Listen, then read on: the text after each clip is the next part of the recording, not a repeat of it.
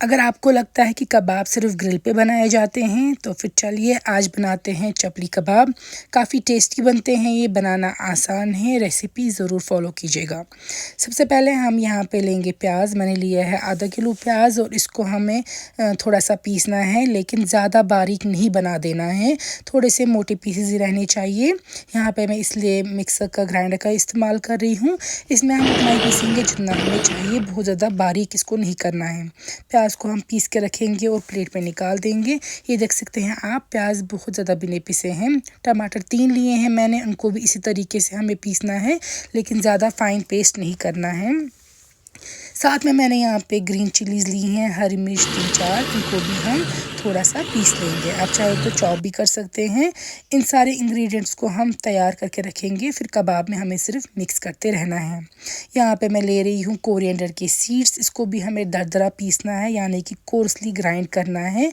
तो कोरिएंडर के सीड्स भी हम इसमें कोर्सली ग्राइंड करने के साथ ऐड कर देंगे। तो सब इंग्रेडिएंट्स जैसे कि मैंने पहले ही बता दिया आपको, आप तैयार करके रखेंगे, फिर हमें सिर्फ मिक्स करते रहना है। तो यहाँ पे आप देख सकते हैं कि जो कोर्सली ग्राइंड किए गए हैं कोरिएंडर, इनको मैं निकाल के रख दूँगी। अब हमने टमाटर और प्याज रखे थे पीस के, उनको हमें पानी निचोड़ देना है। जब भी चपली कबाब बनता है, इसमें बहुत ध्यान रखना होता है कि बिल्कुल भी प्याज या टमाटर का पानी ना जाए। पानी जाने से ये ख़राब हो जाते हैं, टूट जाते हैं। इसीलिए कोशिश करनी है कि जितना भी प्याज में पानी है वो सारा हम निचोड़ दें। यहाँ पे आप कोई भी कपड़ा ले सकते हैं, मलमल का कपड़ा, या जिसमें भी आप इसको पानी निचोड़ सकते हैं। प्याज को अच्छे से सारा पानी आपको निचोड़ देना है ताकि ये ड्राई हो जाए। ये देखिए यहाँ पे प्याज परफेक्टली ड्राई हो चुके हैं। सेम तरीके से हम टमाटर का भी पानी जो है वो सारा निचोड़ देंगे। टमाटर हमें थोड़े से चंकी ही चाहिए, ज़्यादा इसमें बारीक आपको नहीं करना है, जैसा कि मैं बोल चुकी हूँ। टमाटर का भी सारा पानी हम निचोड़ देंगे। मिन्स लेंगे हम किसी अच्छे से मिक्सिंग प्लेट, या जिसमें आप अच्छे से मिक्स कर सकते हैं, ऐसी कोई बर्तन। यहाँ पे मैं नमक ऐड कर रही हूँ, आप टेस्ट के हिसाब से डाल सकते हैं, या 1 चम्मच भी ऐड कर सकते हैं, 1-1.5 चम्मच।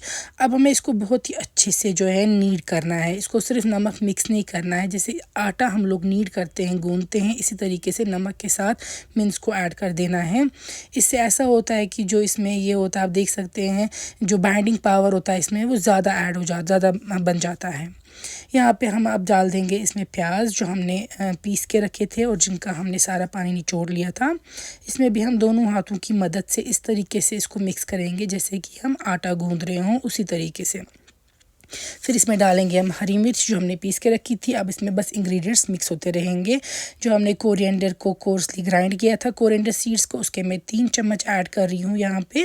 तो ये टीस्पून है। इसके बाद मैं डालूँगी चिली फ्लेक्स। आप चाहे तो घर में जो लाल मिर्च होती है सूखी हुई, उसको भी फ्लेक्स बना सकते हैं, या मार्केट में चिली फ्लेक्स मिलते हैं, वो मैंने 3 चम्मच डाल दिए। ज़ीरा 1 चम्मच ऐड करेंगे हम। गार्लिक का पेस्ट 1 से 2 डिपेंडिंग अपॉन आप कितना मिन्स ले रहे हैं। मैं यहाँ पे 1 kg मिन्स के हिसाब से ही सारे इंग्रेडिएंट्स बता रही हूँ। अब अच्छे से आप मिक्स कर देंगे इन सारे इंग्रेडिएंट्स को। फिर डाल देंगे आप टमाटर जब आप डालेंगे उसके बाद इसको बहुत ज़्यादा ज़ोर से नहीं आपको गूंदना है, बस हल्का सा ही मिक्स करते रहना है, क्योंकि टमाटर जो है वो थोड़ा सा मोटा ही रहना चाहिए इसमें। तो ये देखिए टमाटर के साथ हम इसको मिक्स कर देंगे। और बाइंडिंग के लिए मैं इसमें ऐड कर रही हूँ 1 तो 2 अंडे, 2 होल एग्स ऐड कर दूँगी मैं इसमें, और मैं इसमें बेसन भी डाल दूँगी। या आप चाहे तो, अगर आप अंडा नहीं खाते हैं, कई मैसेज मुझे आते हैं कि हम अंडा नहीं खाते, हम एलर्जिक है, तो आप सिर्फ बेसन डाल सकते हैं, लेकिन ज़्यादा अच्छी बाइंडिंग होगी अगर आप दोनों चीज़ें ऐड कर देंगे। यहाँ पे देखिए मिक्स करने के बाद मैं यहाँ पे अब बेसन डाल दूँगी। तकरीबन मैंने आधी बोल डाल दी है। आप 3-4 चम्मच ले सकते हैं, पहले वो ऐड कर सकते हैं टेबल स्पून्स। अच्छे से सारा मिक्स तैयार करके हम फ्रिज में रखेंगे कुछ देर। उसके बाद हम लेंगे ऑयल। मैं यहाँ पे मस्टर्ड ऑयल का इस्तेमाल कर रही हूँ।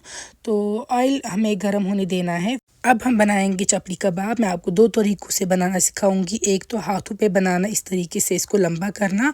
आप चाहे तो हाथों को ग्रीस कर सकते हैं तेल से, पानी से, और आपका एक बॉल, बड़ी सी बॉल पिंच करेंगे सारे मिन्स में से, उसको हाथों पे बड़ा कर देंगे और बीच में सेंटर में टमाटर फॉर डेकोरेशन रख देंगे। दूसरा तरीका है कि आप एक क्लिंग रैप जो आपके पास घर पे अवेलेबल होता है उसको लेंगे, उसको काटेंगे थोड़ा पोर्शन। तो उसके बाद उसके ऊपर पहले आप तेल रब करेंगे, क्योंकि तेल रब करने से वो स्टिक नहीं करेगा इस पर।